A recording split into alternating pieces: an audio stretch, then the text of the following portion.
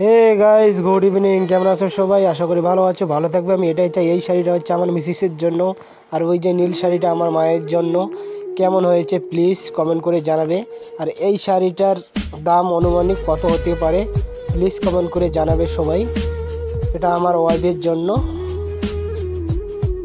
শাড়িটা কেমন হয়েছে বলো। এটা আমার পছন্দ ছিল। আর এই যে আমার ছেলের জন্য জিন্স প্যান্ট আর শার্ট নিয়েছি।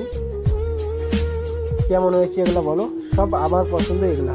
আর আমার ছেলের জন্য একটা শু, আর আমার ওয়াইফের জন্য এগুলা জুতা।